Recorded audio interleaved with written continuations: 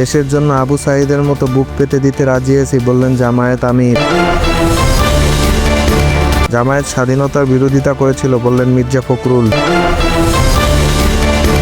ভোটারদের ভয় না পাওয়ার আহ্বান নাহিদের। গাজীপুর ৩ আসনে বুলেট প্রুফ জ্যাকেট পরে নির্বাচন প্রচার, এলাকায় চাঞ্চল্য।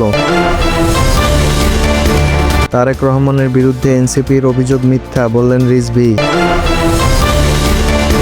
বিশ্বকাপ থেকে বাংলাদেশকে বাদ দিল আইসিসি। আপিল বাতিল, বিসিবির শেষ ভরসা ক্রিয়া আদালত।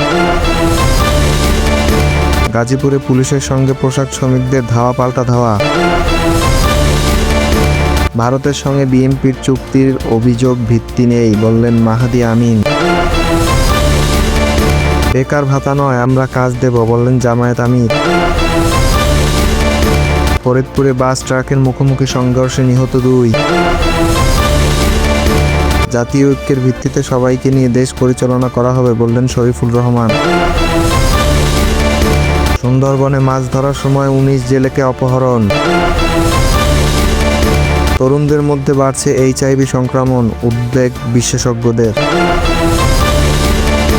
তারেক রহমানের ফ্যামিলি কার্ড মা বোনদের সংসারে অনেক কাজে আসবে, বললেন মির্জা ফখরুল। সুযোগ পেলে যুবকদের প্রত্যাশায় বাংলাদেশ গর্ব, বললেন জামায়াত আমির। বিসিবির সভাপতির ওপর ক্ষুব্ধ আইসিসির বোর্ড সদস্যরা। বাংলাদেশি যুবককে ধরে নিয়ে গেল বিএসএফ।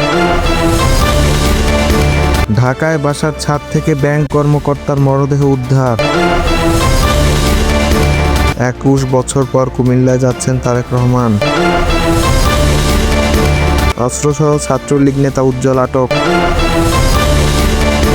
যে কোনো হামলাকে সর্বাত্মক যুদ্ধ হিসেবে দেখবে ইরান।